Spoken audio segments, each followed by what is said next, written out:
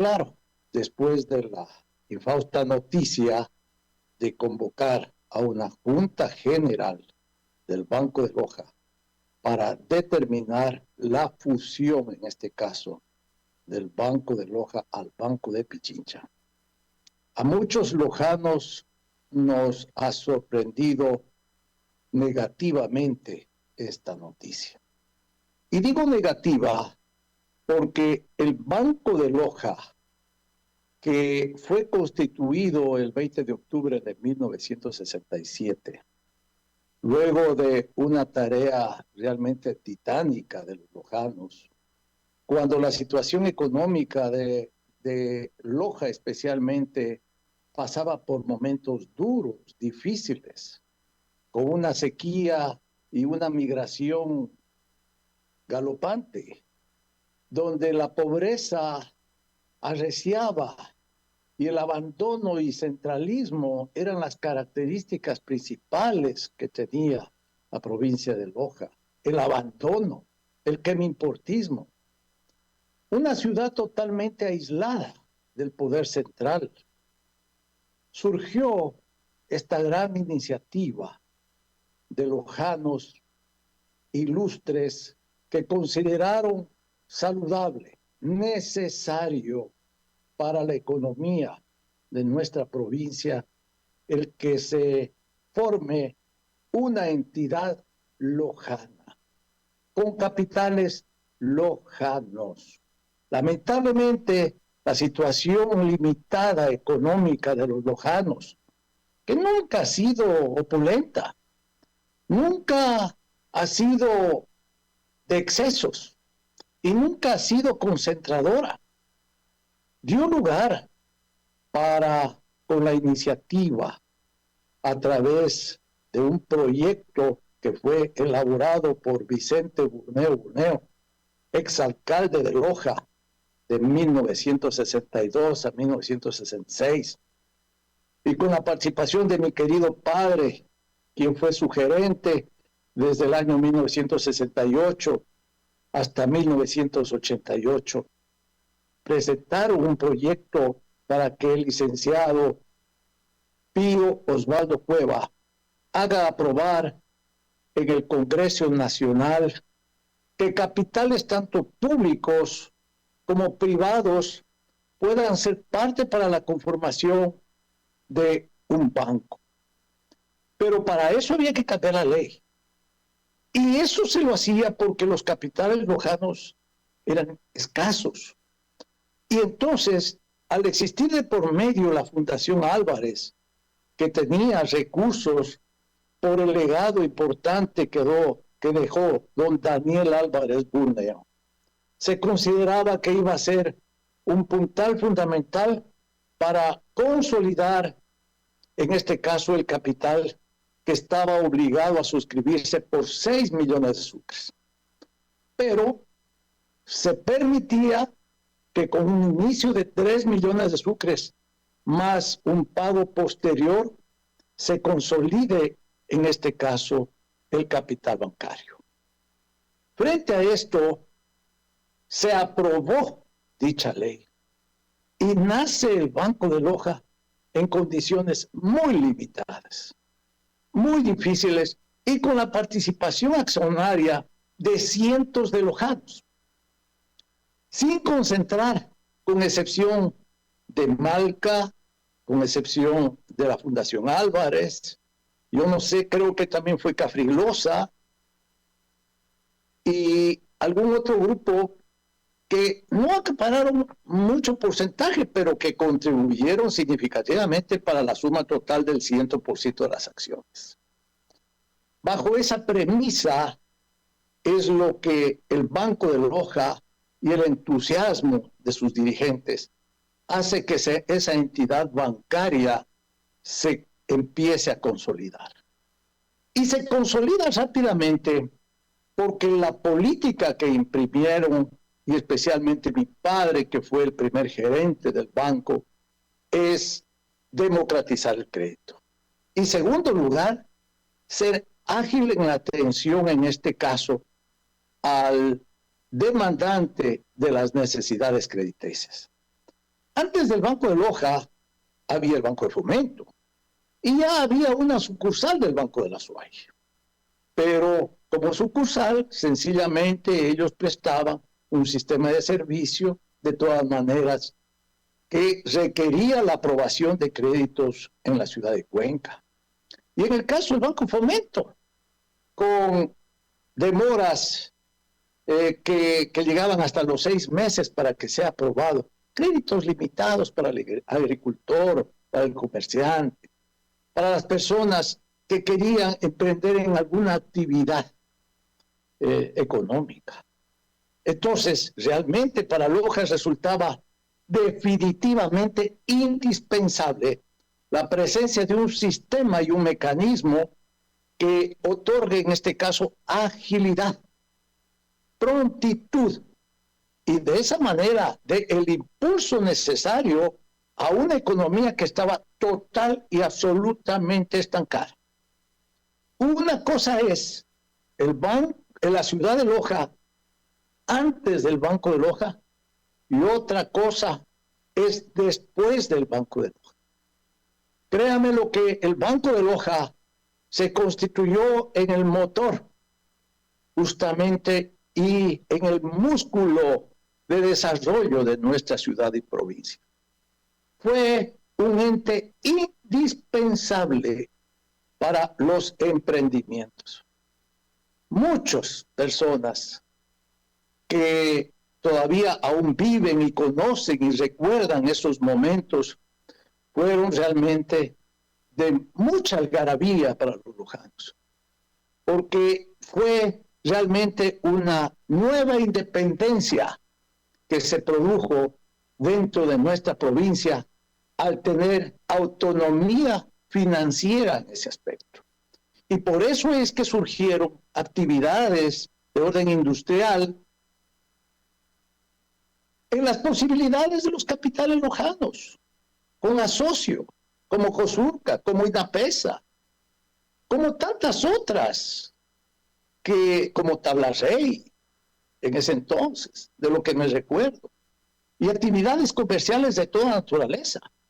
La provincia, el provinciano que era olvidado totalmente, el agricultor, tuvo un apoyo, pero muy ágil, expedito, donde los créditos se otorgaba a través de un sistema y un mecanismo directo de parte de mi señor padre, que él manejaba cada uno de los clientes en un promedio de 50 personas diarias, con un trabajo impresionante, donde él cumplía diferente tipo de labores como gerente. Incluso él cerraba la caja fuerte y llegaba a nuestra casa agotado a las 10 de la noche después de haber trabajado y haber entregado todo su peculio en beneficio de tanta gente que necesitaba. Economista, pues le decía... Yo puedo dar fe de eso, porque me costó crecer en ese ambiente de trabajo y de entrega absoluta. Economista, le decía que la relación del pueblo de Loja con el Banco de Loja es demasiado fuerte, está demasiado arraigado el Banco de Loja en la mente, en el progreso. Usted dijo un término extraordinariamente bonito. Me encantó cuando dijo que la economía del pueblo lojano nunca fue ampulosa, nunca fue una economía exacerbada, vanidosa. Nunca fue así. El pueblo lojano siempre quiso recursos para salir adelante, nada más, solo necesitaba una mano. Y esa mano siempre se le ofreció el Banco de Loja, el Banco de Loja. Solo con decirle un asunto, perdóneme la vanidad, ahí sí. Usted y yo este rato no estuviésemos aquí, ahí, en la canción, si no fuera por el Banco de Loja. Esta radio se financió, obviamente, con la mano del Banco de Loja en medio de enormes dificultades. Eso lo tengo en mi corazón también yo al Banco de Loja. Todos. todo lo que humildemente uno ha llegado a tener acá en Loja con el apoyo del Banco de Loja. Cuando el actual gerente, un hombre a quien yo quiero mucho, aprecio en el más alto grado, eh, dijo, Freddy, si hay alguien en Loja que merece tener una radio, eres tú. Así que no hay problema y vamos a dar la póliza de seguros, que era difícil, que el banco ya no la daba, pero hicieron una excepción en plena pandemia. Hicieron una excepción y nos lo otorgó. Y luego dice, ahora sí necesitamos plata para armar la radio. Pero ¿cómo te doy más? Tú eres insolvente, no tienes patrimonio. Este hombre te tiene bloqueado por todos los lados. Pero ¿sabes qué? De eso se trata. Aún así, yo te voy a dar tanto. ¿Qué te parece? Me dice. No, pues hermano, hay que partir por algún lado. Vamos. Entonces, mire usted esa identidad, esa herencia, gerente que también lleva la misma sangre de su señor padre, ese legado, esa conducta, ese comportamiento, ese apoyo, esa mística, es maravilloso. O sea, nosotros no podemos desconocerlo nunca en Loja. Pues es que le preguntaré, economista, esta no es la primera amenaza que se vivió, ¿verdad? ¿Usted cree que solo sea exactamente eso, una segunda amenaza, que haya posibilidades de corregir este intento de quitarnos esa identidad, economista? Perfecto. Antes de entrar en ese punto, es importante señalar que la cantidad de accionistas que tiene el Banco de Loja, creo que es una de las particularidades interesantes. Es un estilo cooperativa, pero bancarizada.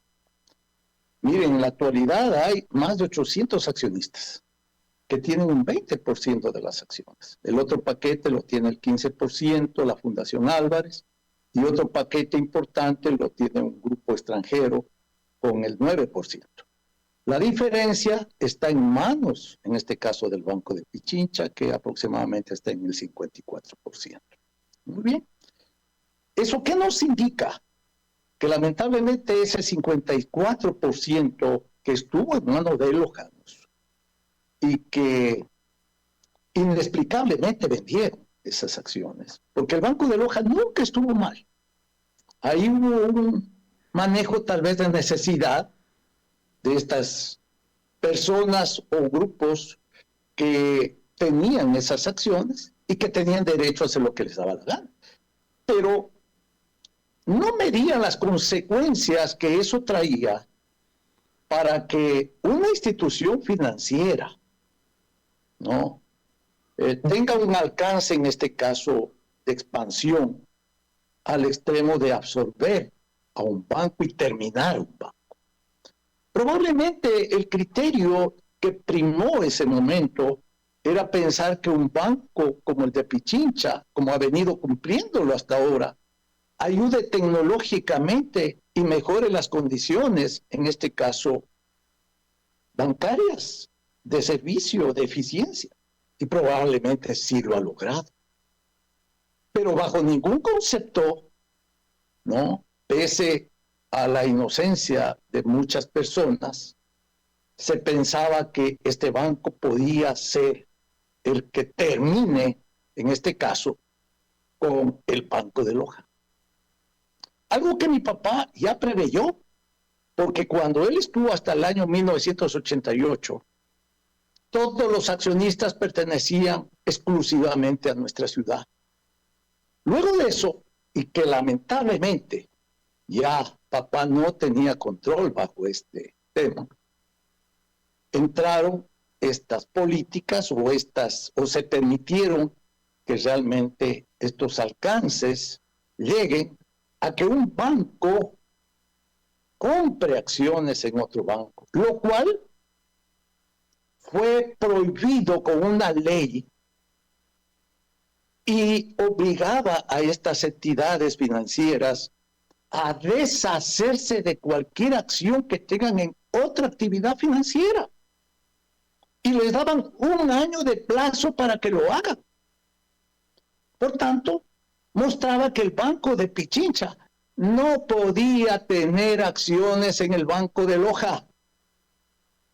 Y tenían un año en este caso para venderlas. ¿Qué es lo que ocurrió? No cumplieron, no acataron la ley y siguieron como accionistas del Banco de Loja, pese a que la ley les prohibía. ¿Qué hicieron con el tiempo? Ellos formaron un fideicomiso que pertenece ¿a quién? Al Banco de Pichincha, pero con una característica, manifestando que se forma el fideicomiso para vender las acciones. El fideicomiso se forma, si no me equivoco, en el año 2017. ¿Y qué es lo que ha ocurrido? Nunca se cumplió esa venta. Por tanto, este es un argumento contundente para que los abogados que en este caso defiendan nuestra posición presenten ante las autoridades judiciales la defensa en este caso para que el Banco de Pichincha no sea el propietario absoluto y el que absorba en este caso al Banco de Loja. Hay elementos que realmente vale destacarlas, que dentro de su estatuto, cuando se fundó el Banco de Loja el 20 de octubre de 1967, consta y se señala que para que desaparezca esta entidad que tiene vida hasta el 2048, solo pueda desaparecer o pueda en este caso fusionarse o lo que sea, en tanto en cuanto el 80% del paquete accionario autoricen en dos juntas generales, en este caso fusiones o la desaparición del Banco de Loja. Cosa que no existe. Porque si ellos tienen el 54%, mal pueden ellos imponer, en este caso, el criterio de querer absorber al Banco de Loja. Sería una arbitrariedad contra la posición del resto de accionistas, que representamos aproximadamente un 44%, y que no estamos dispuestos bajo ningún concepto a dejarnos avasallar, en este caso, por los señores accionistas principales. Mire usted, ¿qué pasa? Y ahí viene mi reputación para muchos malos lojanos que han alzado también su voz, haciendo burla de este asunto, manifestando que el Banco de Loja ya era del Banco de Pichincha, y por tanto no hace falta hacer nada. Es que no conocen la historia. Ese es el problema de los lojanos, que hemos perdido identidad, hemos perdido valores y hemos perdido el coraje que sí la tuvieron hombres de antaño, como cuando se hizo el federalismo en Loja en 1859 y demostramos al país entero que éramos capaces inclusive de tener una propia autonomía, de tener nuestra propia constitución como la tuvo con Manuel Carrión Pinzano, Ramón Samaniego, José Eguiguren y cuantos otros lojanos que se sumaron a una causa noble y altiva que hoy las celebramos como la más importante que ha tenido la historia lojana. Y nosotros luego nos hemos de a poco ido levantando a pese a las adversidades. Y hemos formado estas instituciones, como se ha hecho la Universidad Técnica, como se ha hecho la Cooperativa Loja, como se ha hecho Solca Núcleo de Loja, como se han hecho varias instituciones comerciales e industriales como ILI, como tantas otras, que de alguna manera han consolidado un patrimonio fundamental y han elevado los valores de orgullo de los lojanos. ¿Qué pasa ahora si nos quitan el Banco de Loja? Es como que si nos quitaran nuestra identidad y orgullo lojano. Porque una cosa es Loja con el Banco de Loja, otra cosa es sin el Banco de Loja. Una cosa es Loja con la Universidad Técnica, otra cosa es sin la Universidad Técnica. Una cosa es Loja con el Bernardo Valdivieso, otra cosa es sin el Bernardo Valdivieso. Una cosa es Loja con la Virgen del Cisne o sin la Virgen del Cisne. Por favor, hagamos conciencia de que estos valores y estas causas que hemos logrado ha sido a base de esfuerzo. Nadie nos las ha regalado. La hemos luchado desde abajo y con una mentalidad de querer salir adelante con pujanza. Porque la circunstancia de Loja ha sido diferente al resto de provincias del país. La ubicación geográfica, lamentablemente, sí nos ha perjudicado. Y la falta de comunicación con el resto de provincias nos ha mantenido siempre aislados. Y las condiciones de vías para nuestra provincia, por el hecho de haber sido frontera y por haber tenido problemas muy graves con el Perú, han sido las que nos han negado la posibilidad también para que se mejoren las condiciones de conexión con el resto de provincias. Entonces las condiciones de Loja siempre han sido negativas. Y el centralismo absorbente siempre ha olvidado y ha relegado a la provincia de Loja. Entonces, si los lojanos no tomamos conciencia de nuestras cosas, si no sabemos defenderlas y lucharlas, realmente, yo digo, ¿para qué existir en esas condiciones? Si no somos capaces de defendernos, si no somos capaces de salir por nuestra propia cuenta y fueros para defender y decir las cosas como son, con justicia, sin caer en chauvinismos, sin caer en entusiasmos pasajeros y que nos quiten la voluntad como para lograr los objetivos que necesitamos. Porque los recursos y condiciones de Loja son ricas, pero lamentablemente no han sido suficientemente aprovechadas.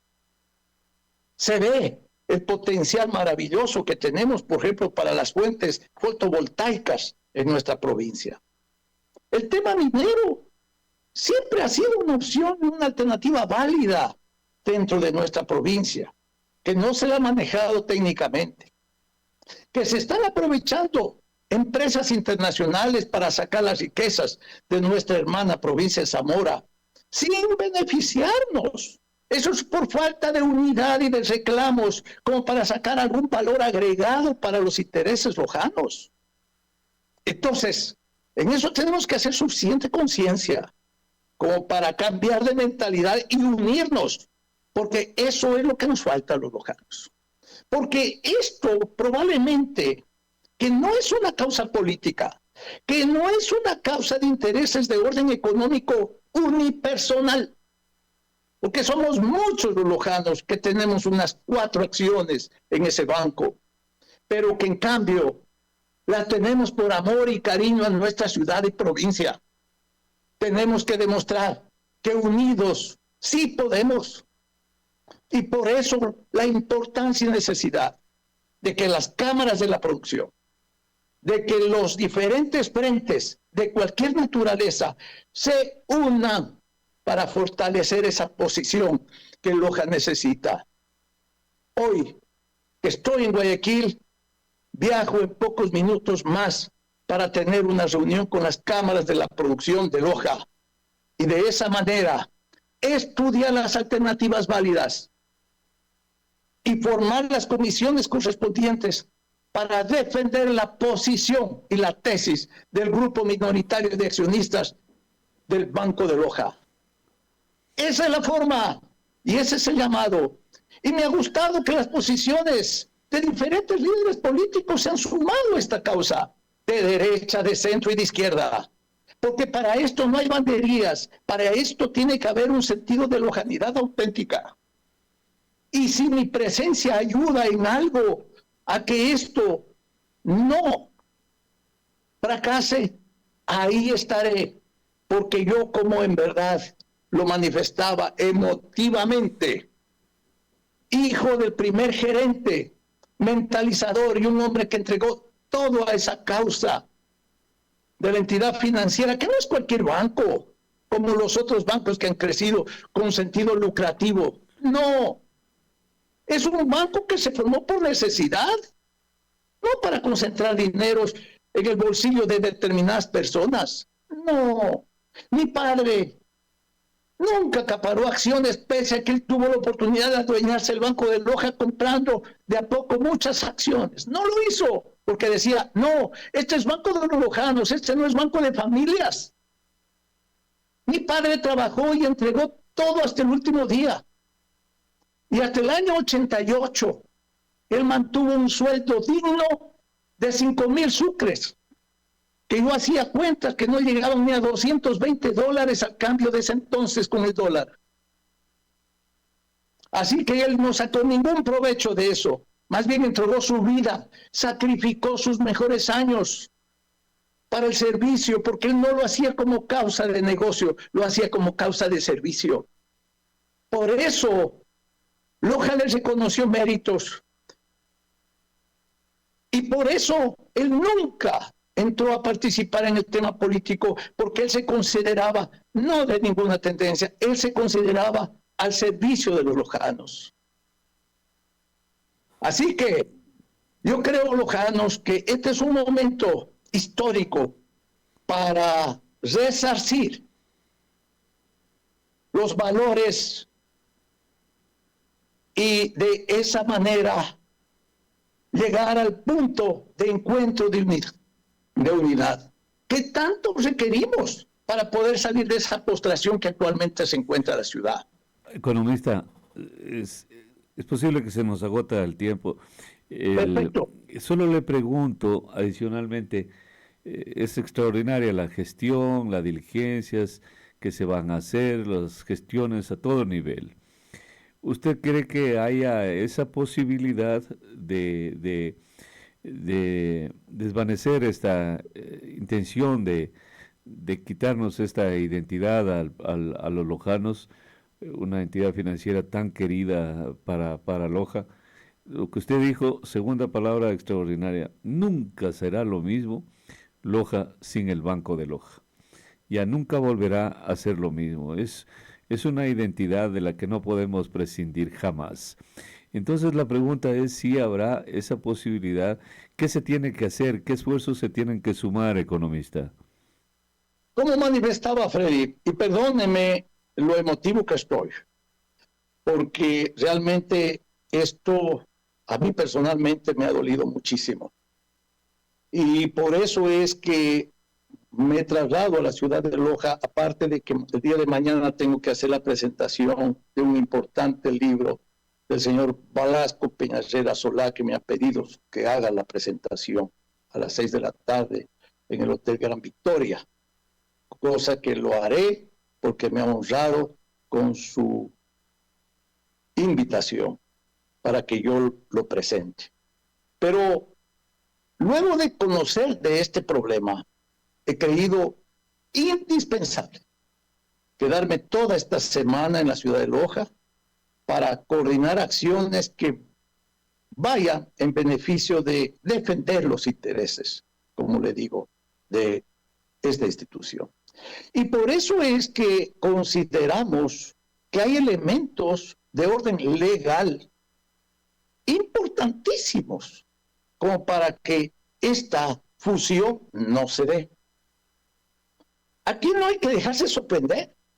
Y por eso hago un llamado al mismo tiempo de los accionistas pequeños para que no vendan sus acciones. Y ellos no suban de ese porcentaje, porque con ese porcentaje con mayoría simple, que la hicieron cambiar en la superintendencia de bancos posteriormente, para decir que con mayoría simple podía. Pero ahí hay un factor, que la superintendencia de bancos aceptó esa modificación, pero puso, en tanto en cuanto no se afecte al estatuto de la institución. ¿Y qué dice el estatuto de la institución?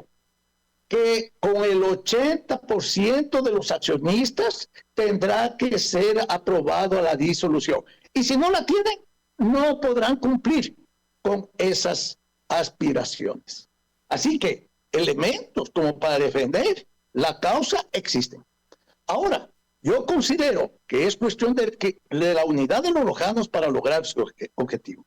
Y que el Banco de Pichincha, si considera que el Banco de Loja, en este caso, le afecta a los intereses de su institución, venda las acciones. Y en Loja tendrían que levantarse, o ellos tendrán que buscar a cualquier otro inversionista que no sea un banco para el que tenga esas acciones y se mantenga el nombre del Banco de Loja.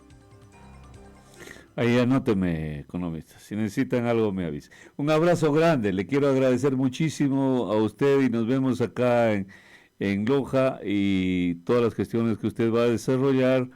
Y adicionalmente el libro, Blasco también va a estar acá mañana en la radio y conversaremos sobre todos estos acontecimientos que pasan en el Ecuador. Y gracias por la gestión, gracias por el liderazgo y gracias por la representatividad de economista. Un fuerte abrazo, que le vaya bien. A las órdenes, Freddy, muy amable por su entrevista.